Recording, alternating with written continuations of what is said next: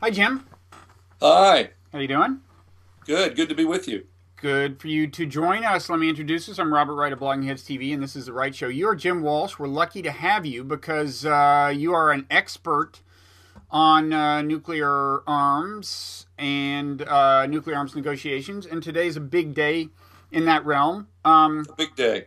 A big day. There was this announcement that there was a kind of a framework agreement, I guess it's fair to call it, Yep. between Iran and so-called P5+1, permanent members of the Security Council, plus Germany, and that certainly includes the United States. It's being hailed as a big deal by both proponents and critics. Proponents say it's big, strong deal, very auspicious. Opponents say it ranks up there with Chamberlain's appeasement of Hitler at Munich. Do you agree at least that with this consensus that it is momentous?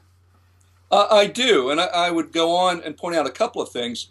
There are some critics, or I should say some skeptics, who have had some positive response to the deal. Richard Haas, who head of Foreign Relations Council on Foreign Relations. Council on Foreign Relations, has come out and said some positive things about it. Gary Seymour, who's president of United Against Nuclear Iran, which is quite far to the right, I would say.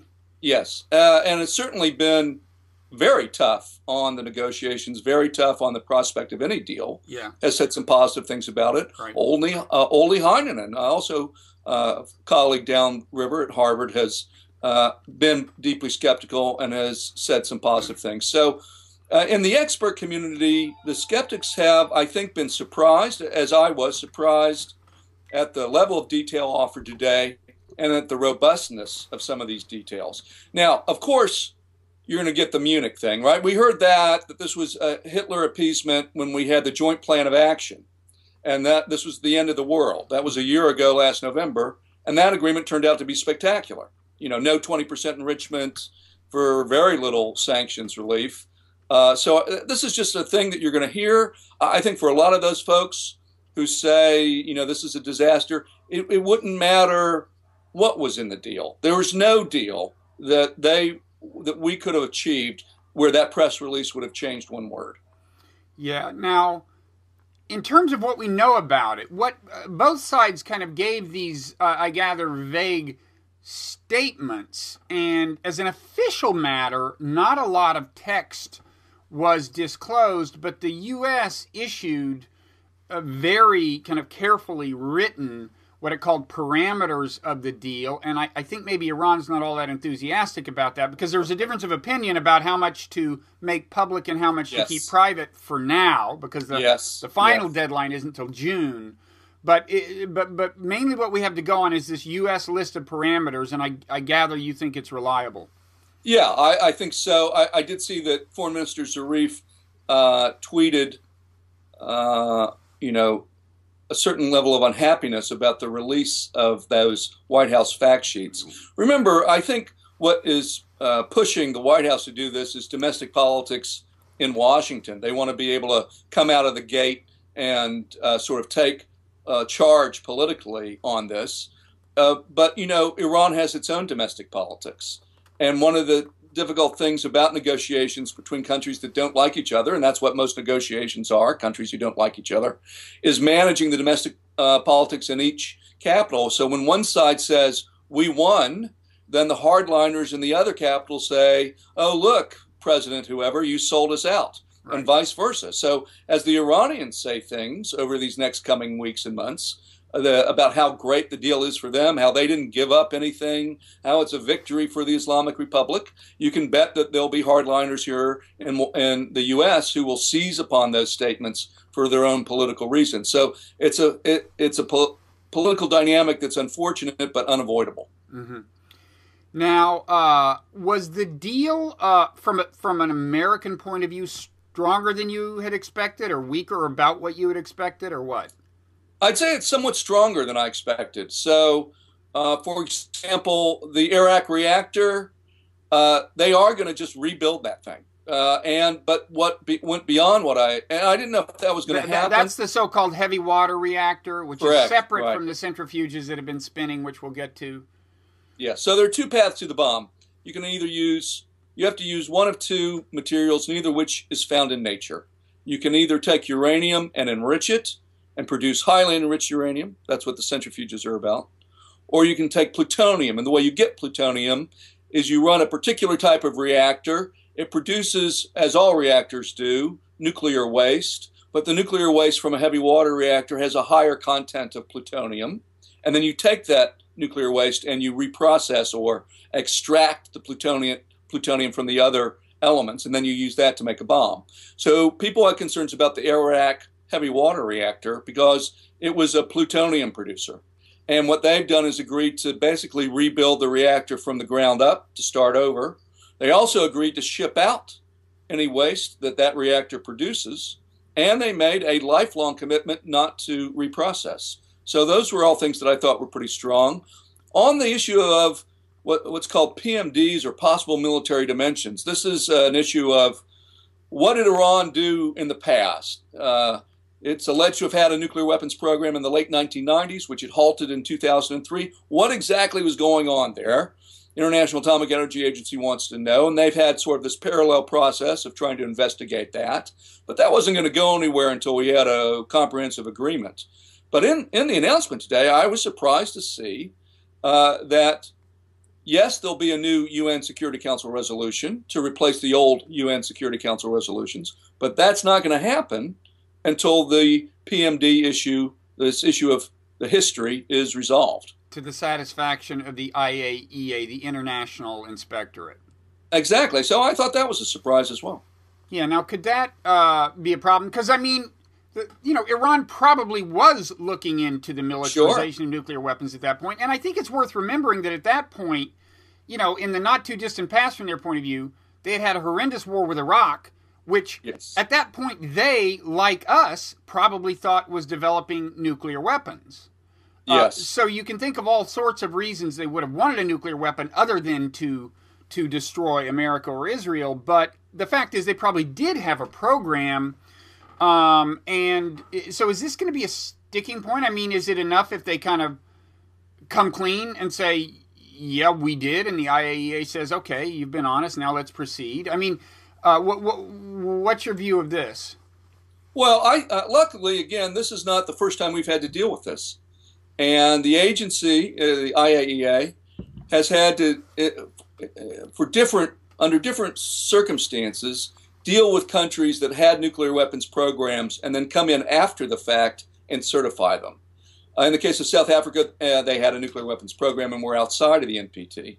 But both with Iraq had violations of its NPT obligations. That's the nuclear. That's a nuclear non-proliferation treaty that were discovered in 1991. But also, people forget this: South Korea and Egypt engaged in problematic activities. Mm-hmm. And the International Atomic Energy Agency had to go in and address those files.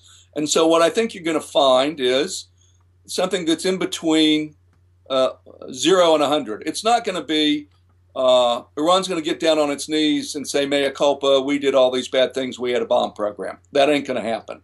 But they're not going to stonewall and say nothing either. And the way this is resolved is the IAEA goes in and has some quiet conversations with the people involved in the program. They get the information they need.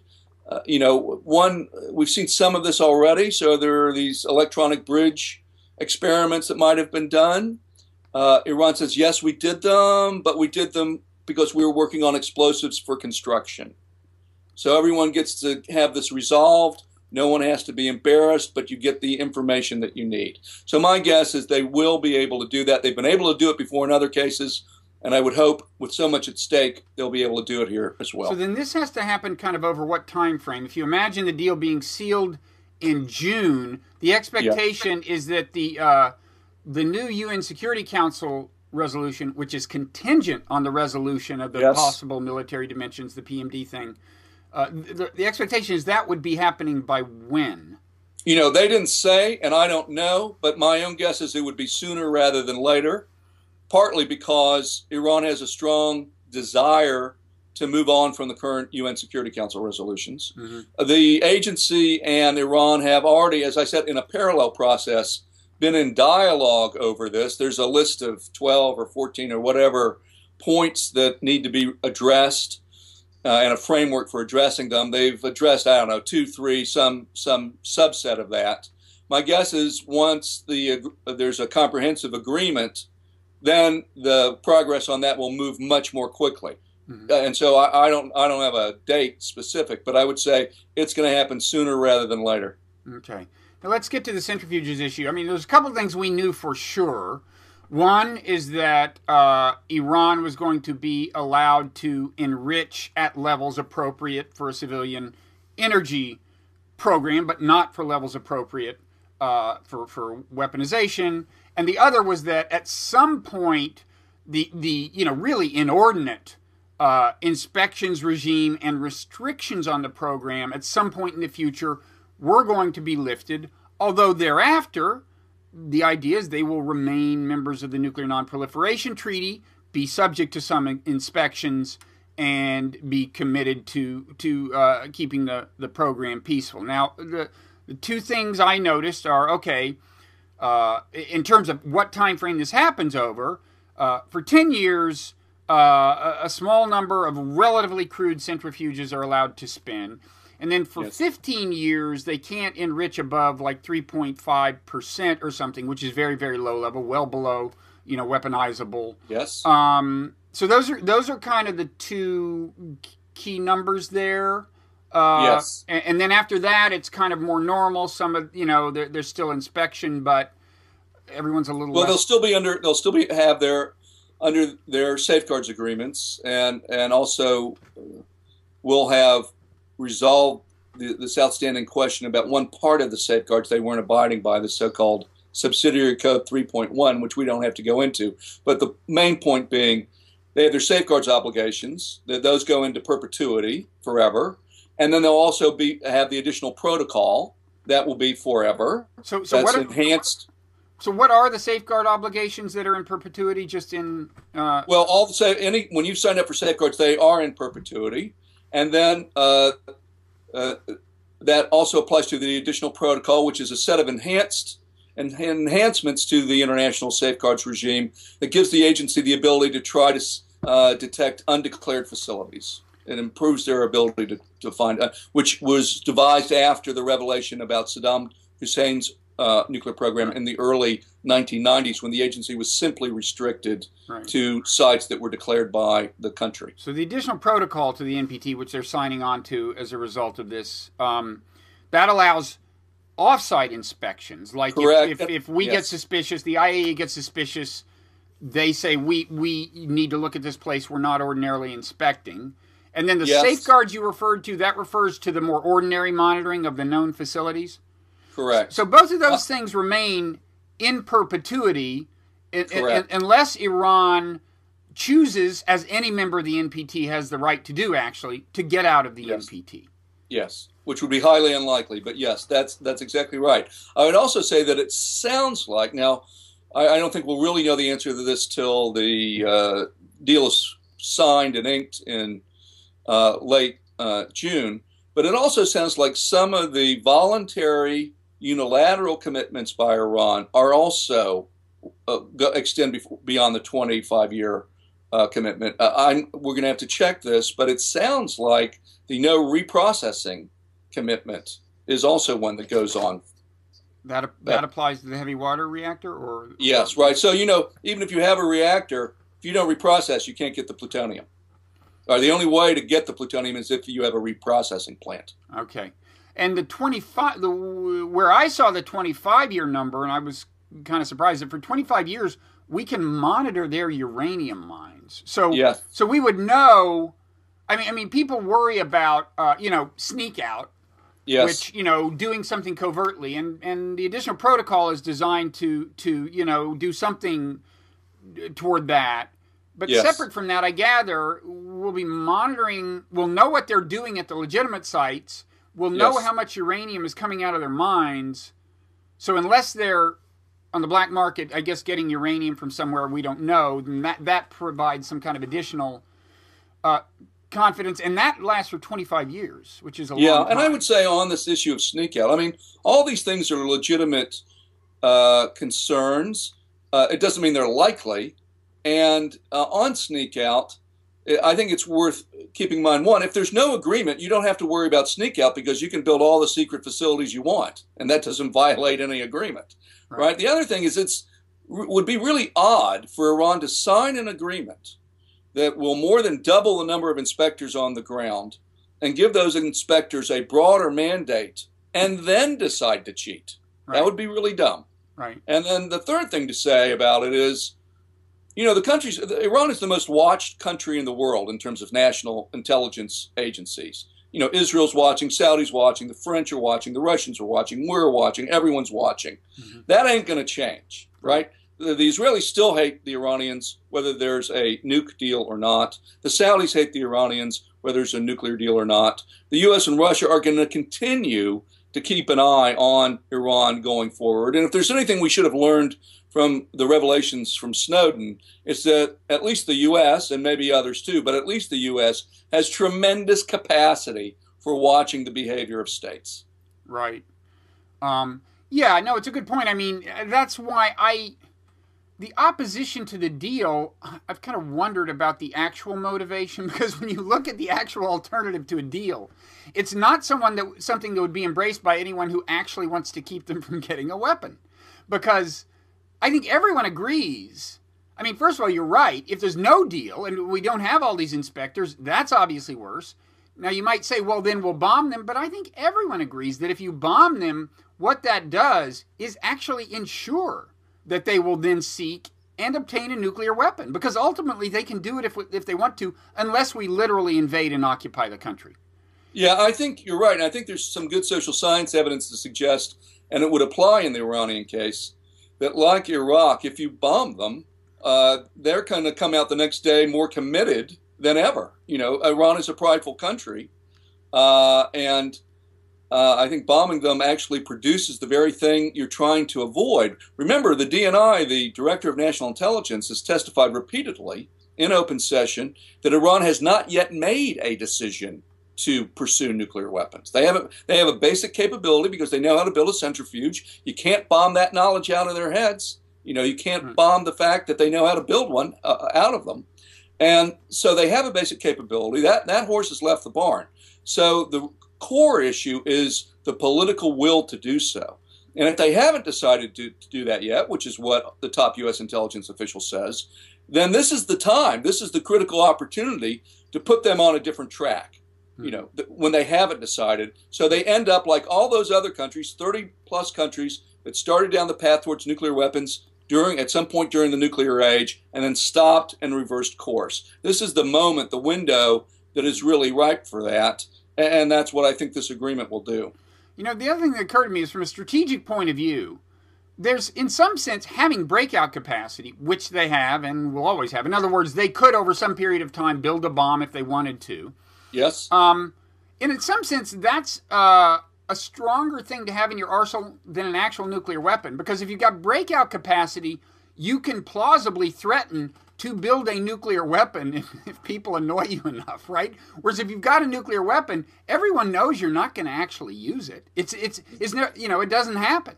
I mean, nobody thinks Israel is going to... Has anybody ever been deterred from doing anything to Israel out of concern for their nuclear arsenal? I don't, Well, the test for that would have been the 73 war. Yeah. And that did not stop Egypt and Syria and the others from launching the 73 war, because Israel had nuclear weapons by 1966. Yeah. So nuclear weapons, I'm not a big fan of nuclear weapons.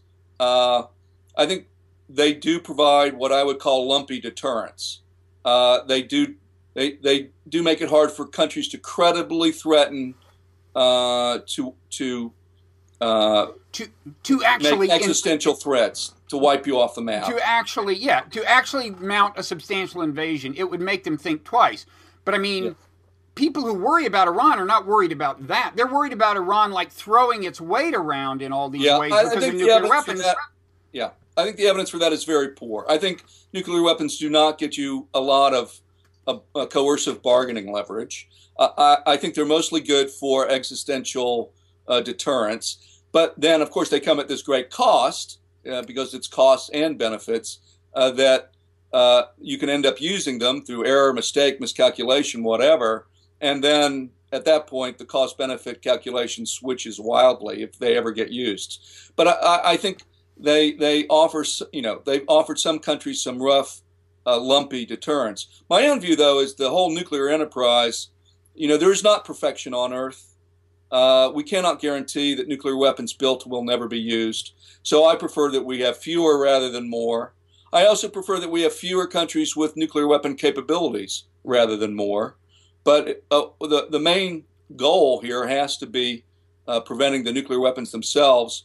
And if we allow Iran, if Iran has a small enrichment program under heavy surveillance and is part of the international community where the whole incentive structure for them is different, that's a better outcome than if they go rogue and they're isolated and feel threatened and have no restrictions on the program.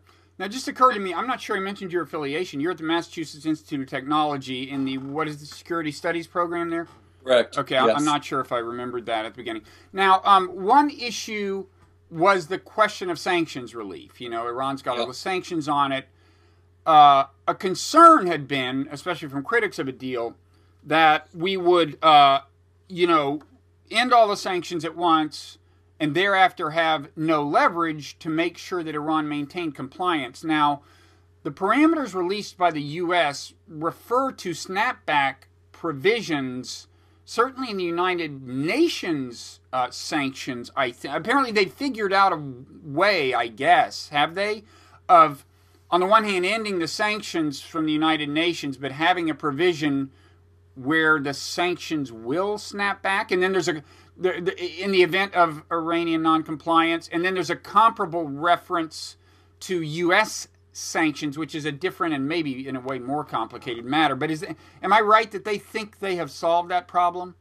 Well, I think you're right to say that is the claim by the U.S. And I think we're going to have to. My guess is that's one of the issues that hasn't probably been fully worked out that will be addressed over the next 3 months. The good thing about UN Security Council resolutions, which are international law, that there are different sources of international law. An International Court of Justice ruling is international law. Other things can be international law. Security Council resolutions are international law, and they have the power to write whatever document saying whatever they want. Mm-hmm. So they can write a new resolution that says provisions A, F, and G in the old resolutions are struck and don't count anymore, but we're going to keep paragraph Z and Q. And so that there's some flexibility there where they can say Iran is no longer to be internationally isolated, but where they still might be able to retain the ability to come back should there be problems down the road. But I think that's going to be a tough thing to work out. But that's what diplomats do for a living. And at least with Security Council resolutions, there's a lot of discretion and therefore room to try to figure out an answer.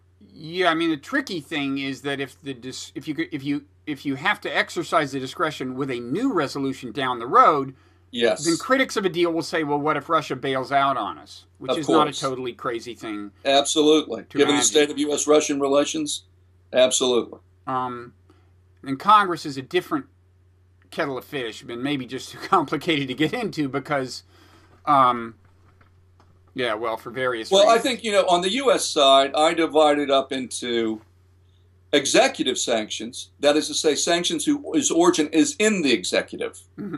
And the power has the president has the power to completely nullify those or offer waivers or do whatever the president wants to do. That's an executive function. Then there are a set of sanctions that are passed by Congress that have in that sanctions legislation provisions for presidential waiver.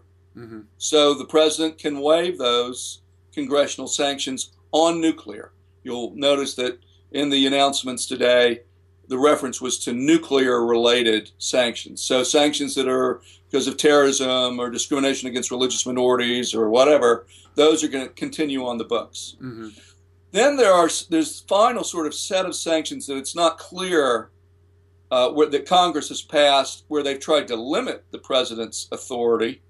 that are under contention, and whether, this is a point where there's sort of a constitutional question between the role of the executive and the role of the legislative. That hasn't been fully resolved on those because they haven't really been challenged. And eventually Iran would like to see the whole sanctions architecture to go away, to not just sort of live 6 months at a time to 6 months at a time getting waivers. They're going to want to see, they're going to say, hey, we've been abiding by this for 10, 20 years. Time to get rid of this thing. And at that point, Congress will have to repeal them. Mm-hmm. But God knows what sort of politics we'll have 10 or 15 years from now. Well, and what sort of international relations? I think unless the character of American politics changes, I would say we're going to have to see something like rapprochement between Iran and the rest of the world certainly before the kind of Congress we have now would be satisfied, right? You'd have to have something fundamental change about international relations. Well, I could imagine, it's not, if you look back, so let's talk for a moment about the region, and because I think that's what's driving this rather than globally. It's the regional politics and their influence on U.S. domestic politics. Mm-hmm. And so what we're really talking about is Israel and Saudi Arabia. There was a time when, even with the Shah of Iran, who was in public highly critical of Israel, that Israel and Iran, both non-Arab states, right? Turkey, Iran, and Israel are non-Arab states, right. Actually behind closed doors collaborated. During the Iran-Iraq War, Israel helped Iran, helped the Islamic Republic in its war against Iraq. Mm-hmm. So it's not inconceivable. I mean, it's not necessarily the case that Israel will forever be ruled by right-wing Likud governments. Right. They're and that could get better or that could get worse. As you look at the future of Israel, and I have no idea which way it's going to go. But at least in principle, it's not impossible for Israel and Iran to have better relations. The Saudi-Iran relationship is more difficult, but in 20 years that could change too. And if I might just digress momentarily on this, one of the less understood consequences of the Gulf War was changing the balance of power in the region. Mm-hmm. In the old days, I just finished writing a book chapter on this for an edited volume. In the old days, you had Iraq and Iran and Saudi Arabia, and that triangle led to balancing. So, Iran, and particularly Iran and Iraq, had strong regional aspirations, wanted to dominate the region under the Shah in particular, under Saddam, but at other times too. And then Saudi Arabia would sort of play it as it went, balancing with Iran against Iraq if Iraq looked more threatening, with Iraq against Iran if Iran looked more threatening. Well, after we deposed Saddam and Iraq collapsed, that balancing mechanism went away. And so that just left Saudi Arabia and Iran, who have gone after each other without constraint. Now, if Iraq develops into a real country and in 20 years down the line sort of becomes a normal country that's more Arab, right? It's an Arab country, not a Persian country. Mm-hmm. We might see a return to that more traditional pre-2003 international relations or regional relations, and that might create a little more space. Right. So there's kind of a couple of take-homes there. I think, for all the emphasis that's been put lately on the role of sectarian and ethnic affiliation in Middle East conflicts, the fact is that historically there has been realpolitik played at the national level that has transcended those considerations, A.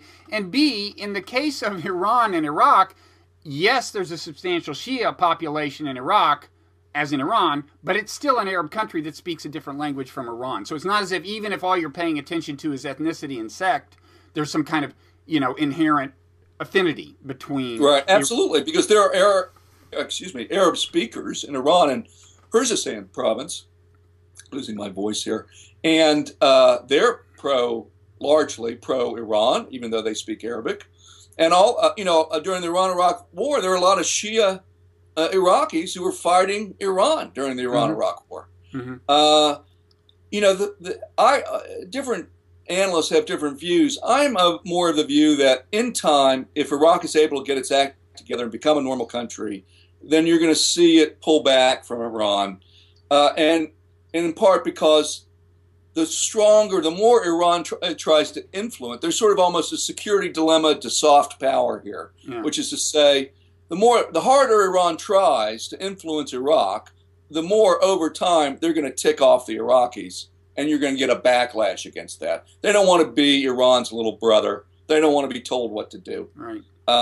And in time, they'll probably develop their own national politics. I mean, even now, the government of Iraq has a different policy towards Syria than Iran does, even though Syria is very important to Iran. Okay, well, you're losing your voice understandably since you've done a lot of media on this very issue, including places like Fox News. Congratulations for venturing into that territory. I do a lot of Fox News, and I have a good time when I go on. Yeah, and it's a debate. And debates are great. Yeah. So two quick closing questions, I guess. Yep. I kind of suspect that opponents of a deal are a little disappointed by what came out today. I think it's going to be a tougher target than they had hoped based on the reporting of the last few days. Can you, and you're nodding ahead for those people listening on audio podcasts, you seem to agree. So can you tell me, what do you think most troubles them about the deal that they will now try to attack? A, and then B, what is from supporters of a deal, from their point of view, what is the biggest vulnerability? What is in other words, what's the argument they're going to have the hardest time fending off from opponents? Yeah, I think for the skeptics, I think they are disappointed. They're disappointed that some of the skeptics have come out and said good things about the deal. They're disappointed that it beat expectations. As you know, we're going into a presidential election year, and anyone who watches presidential politics knows you can win a primary not by winning, but by beating expectations. Mm-hmm. And that's what happened today. Mm-hmm. This is a stronger deal and a more detailed deal than anyone would have guessed. And I think right now, with a deal in hand, the political advantage will go to the president. And it'll be easier for him to hold on to Democrats. And this is a legacy issue for him. And I think the proponents have lost some important blocks on Capitol Hill. That is to say, the skeptics have lost some important blocks, like the Black Caucus, for example. I think the whole Netanyahu thing has really turned them off. Mm-hmm. So I think that's not going to stop them from opposing the deal. They have majorities. That's not going to stop them from passing bills that are unhelpful, but they're not going to be able to override a veto. So I think they're probably concerned right now. I would say for proponents of the agreement, it's not so much a set of arguments that are going to be offered as it is what's going to happen over these next 3 months. You know, we're feeling good today. Those who like this agreement and think it's going to help us with a non-proliferation. But over the next 3 months, things could fall apart. They might not be able to resolve the issues they've sort of pushed off, like the actual content of a UN Security Council resolution. There could be pushback in Iran, to the White House fact sheet or to other claims. I wondered about that. I mean, as you said, their foreign minister tweeted his dissatisfaction with the U.S. releasing that. And I think that complicates his life, his domestic politics. Absolutely. So I think there are some unknowns here. There's work left to be done. There are political spoilers in both Tehran and Washington that are going to be beavering away to try to undermine this negotiation. And there are still some tough issues to resolve. So I think those who would like to see diplomacy succeed, those are going to be the challenges ahead, rather than so much debates about whether this is a good agreement or not. Yeah. Okay. All right. Well, Jim Walsh at MIT, thanks so much for taking the time. Maybe you can come back down the road as things evolve and clue us in again. My pleasure. Thank you. Okay. Take care.